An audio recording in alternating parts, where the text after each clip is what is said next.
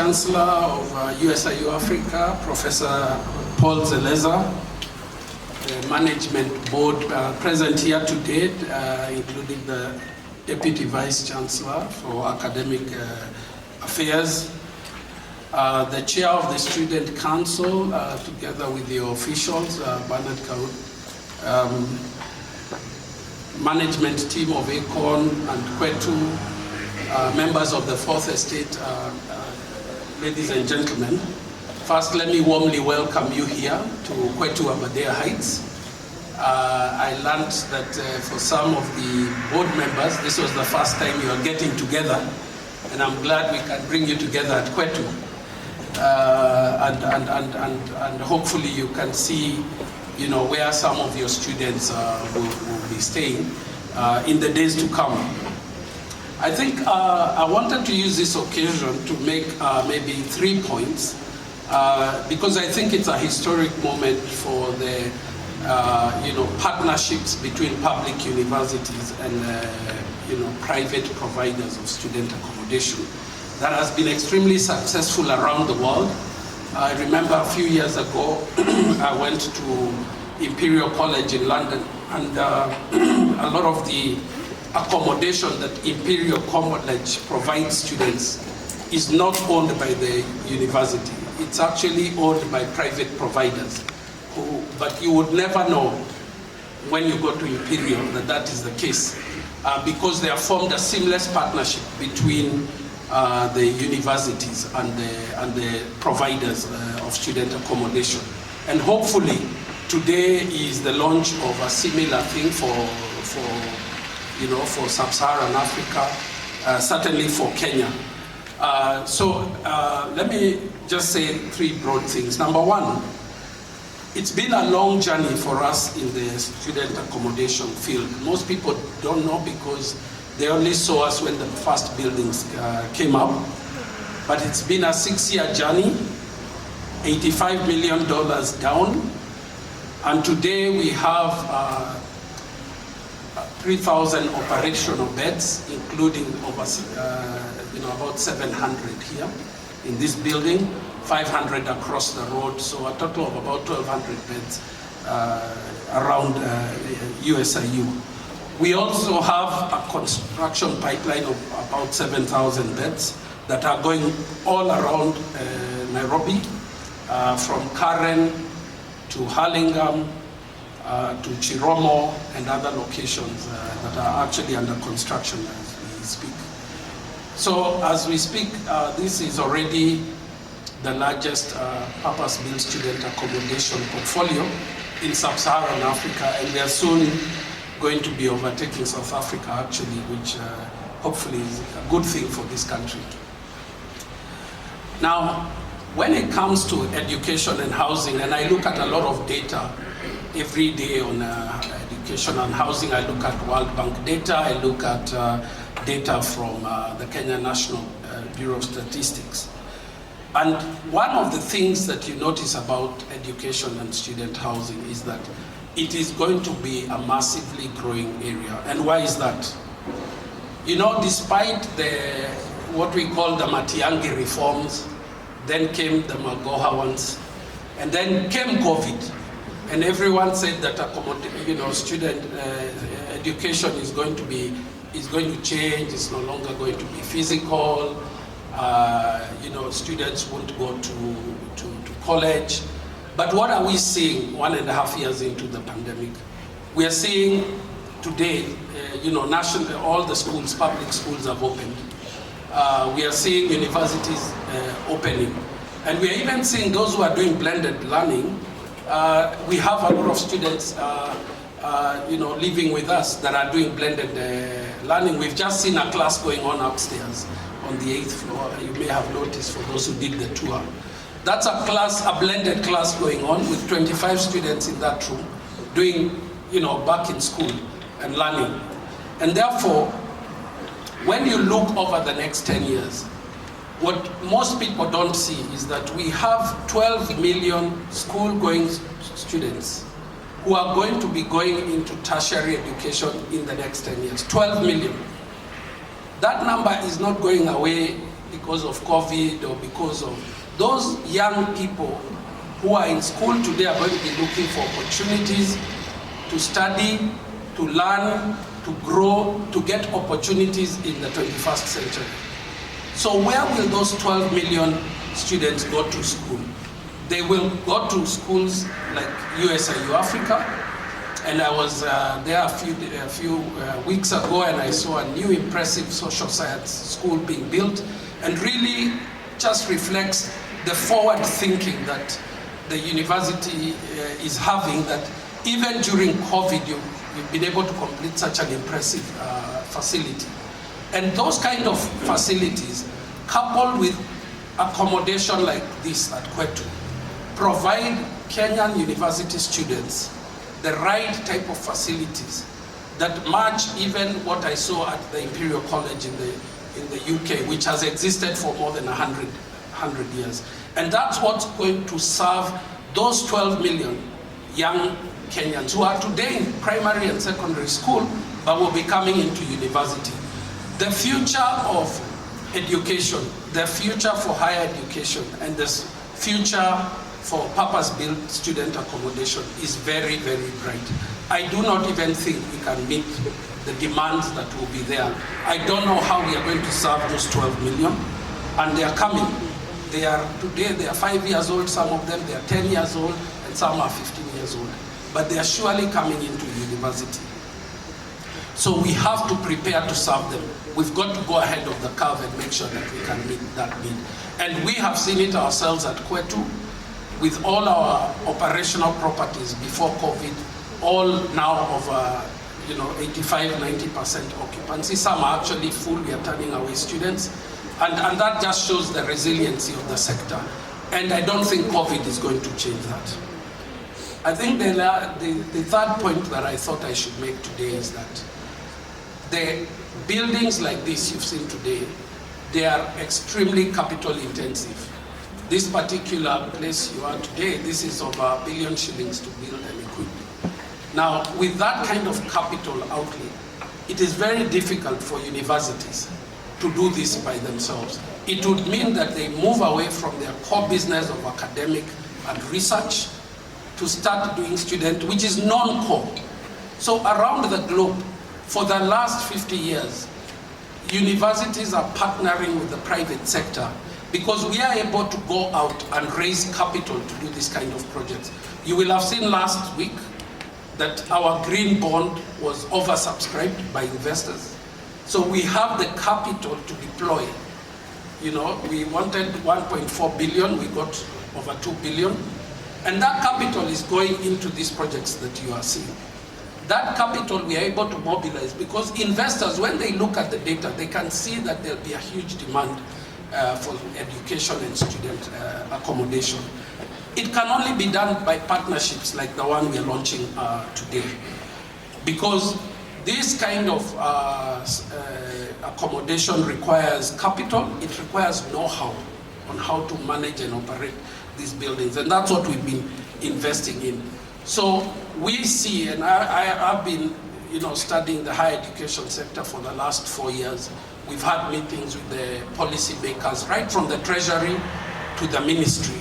And what we are seeing is that they're now asking us to start engaging with more and more universities to create partnerships like the ones we are launching here today with Usiu-Africa. So I believe it's a first for what would be a model in the rest of Africa in terms of provision of accommodation.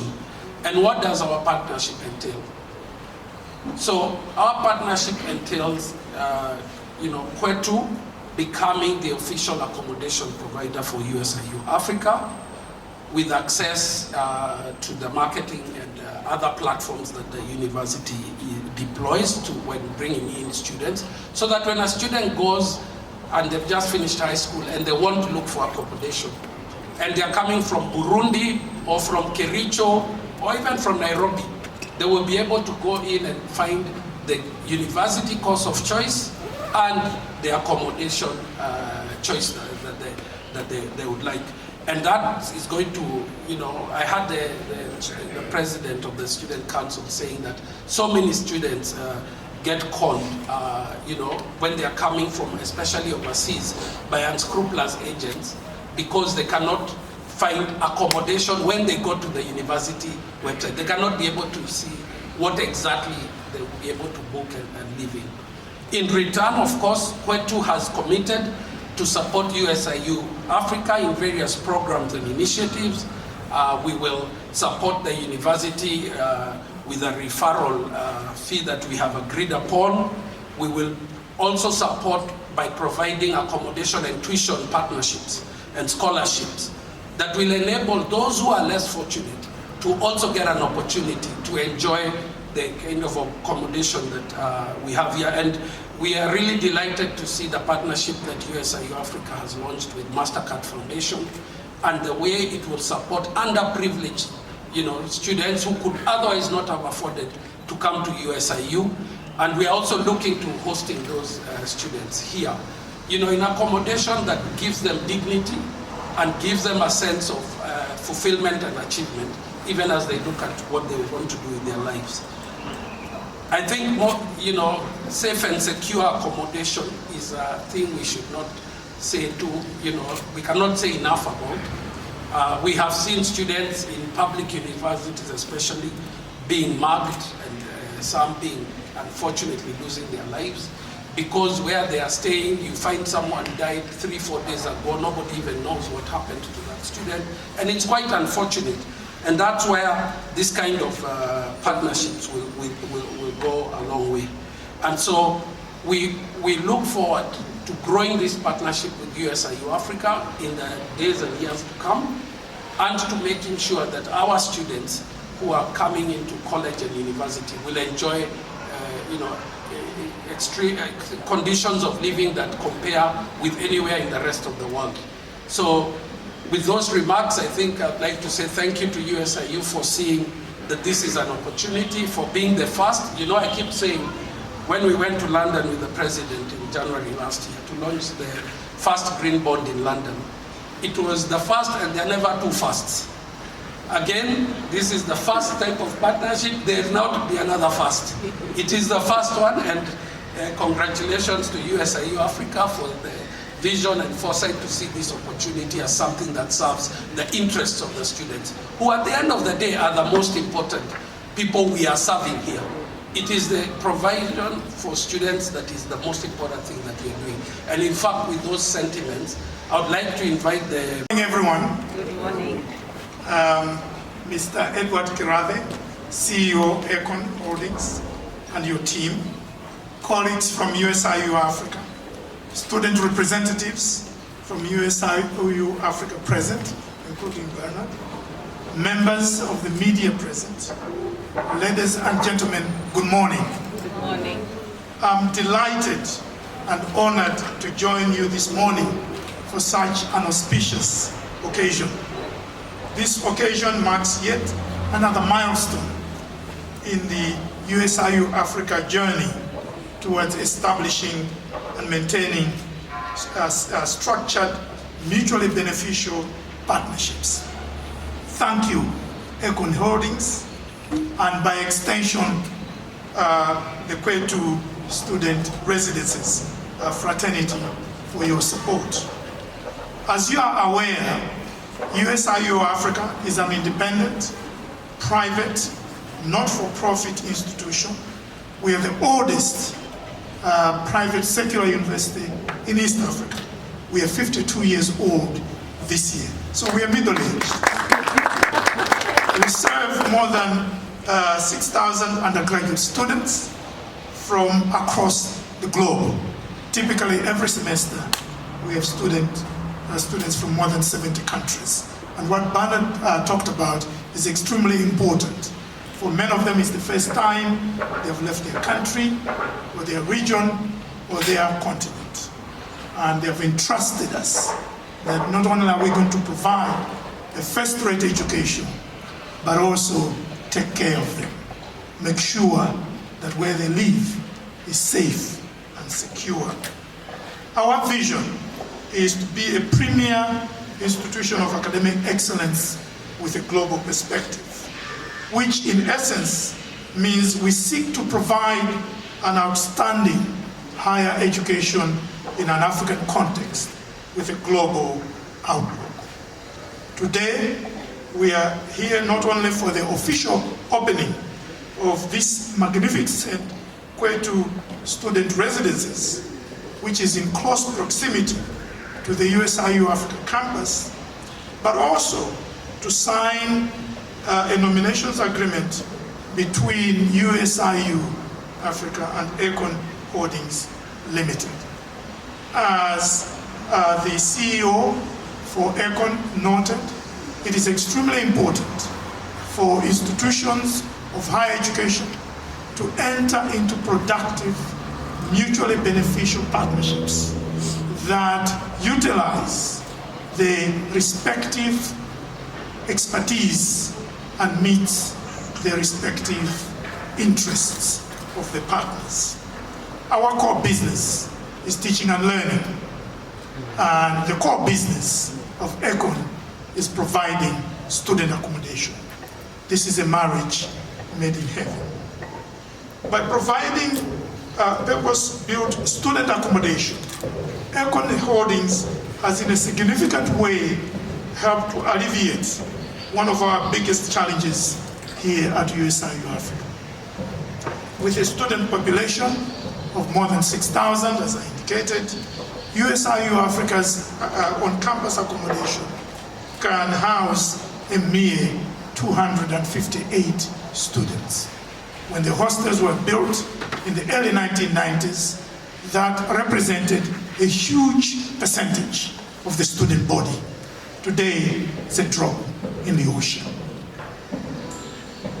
This challenge is being experienced, again, as Mr. Kirathe indicated, experienced by most universities in Kenya and indeed across our beloved continent. Over time, therefore, Usiu-Africa has had to recommend various off-campus accommodation options to its students. Some of those accommodations, I'm sad to say, and Bernard would bear me out, are not up to standard. USIU believes in having the highest standards of facilities. Usiu-Africa is therefore delighted to partner with Qwetu Student Residences to provide safe, secure, quality, and affordable purpose-built student accommodation to serve the growing accommodation needs of our students. Again, I was very delighted by Mr. Kirathe's speech. He noted that the temporary challenges we have faced with regards to student numbers because of the Matiang'i reforms, then of course reforms by subsequent cabinet secretaries, including Professor Magoha, and of course the COVID-19, this is a temporary blip. This continent is experiencing a huge youth purge. At the moment, Africans, we are 1.34 billion people. 60% of the Africans are below the age of 25. In another 9 years, we'll have 1.7 billion. By 2050, we'll have 2.5 billion people, 25% of the world's population. On current trends, by the end of the century, Africa will have 4.5 billion people, 40% of the world's population. 2 out of every 5 human beings will be African. This is potentially a huge demographic dividend for this continent. It will only become a dividend if we educate, skill, and prepare the young people for productive careers. Otherwise, we are looking at a demographic disaster. Universities, higher education institutions have no choice but to provide high-quality education in order for us to turn this into a dividend. As we mark the official opening of the new Qwetu Aberdare Heights facility. We look forward to this partnership yielding positive results, and that our students will enjoy a comfortable and conducive environment to live and study at the same time. We are now in an era that calls for a review of our capital expenditure, or CapEx, and efficiently applying the resources that are generated mainly through tuition fees.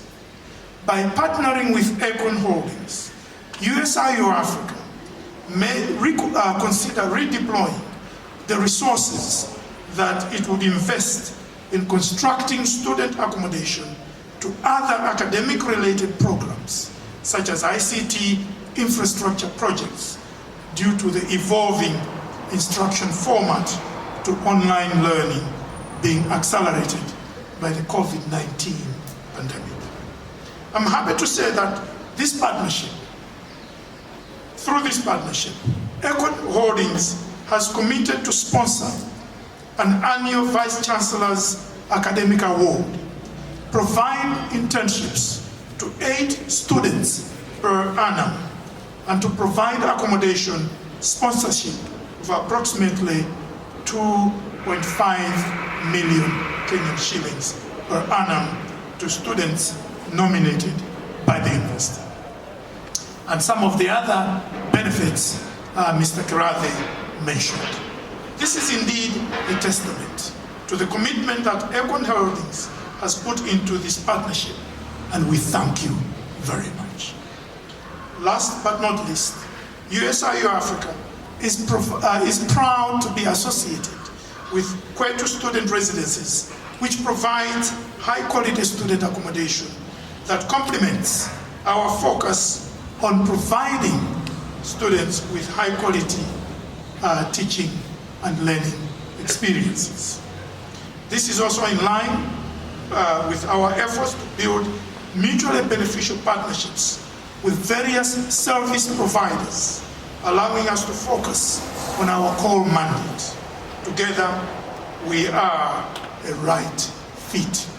Mr. Kirathe mentioned that we just finished at USIU, and we're going to be launching very soon, hopefully in the next few weeks, our new building for the School of Humanities and Social Sciences. This is an incredible building, and I invite all of you to visit.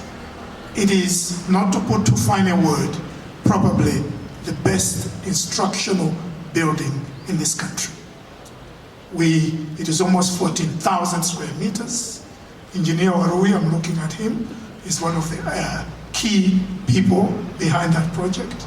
It will give us more than 25 new classrooms, labs for languages, for psychology, for forensics, a moot court. It will give us more than 24 spaces for students to meet and engage, what we call the pods, more than 60 faculty offices, and on top of the roof, you can see our beloved Nairobi, and we can have events on that roof. Above all, it is a building that is characterized by the highest levels of environmental construction and also the highest levels of instructional facilities. All the classrooms are smart classrooms, because that's the future. We, as part of our partnership, Mr. Kirathe mentioned a very important partnership the university has. And that was one of our motivations in entering this relationship. That is our partnership with the MasterCard Foundation. USIU is the only university in Kenya that has that partnership. It is going to sponsor up to 1,000 bright, young men and women from across Kenya and from across Africa to get a quality education. 70% young women, 25% young people with coming from the refugee or internally displaced backgrounds, and 10% youth with disability. This is the biggest infusion of external funding to any Kenyan university. It's $63.2 million. We are very proud of that partnership. Part of our social contract with the MasterCard Foundation and others that we have established partnerships with is to ensure we provide a first-rate education, but we also provide first-rate accommodations. And this partnership with ECON helps us to realize the other portion of what we promise young people, not just those sponsored by the MasterCard Foundation, but all young people who come to study at USIU. We can guarantee them world-class education. Now with this project, with this partnership, we can also guarantee them world-class accommodation facilities. Thank you all for joining us this morning, and we all look forward to furthering our engagements between Usiu-Africa and ECON, and I would urge other universities in this country to take seriously private-public partnerships that are designed. Okay.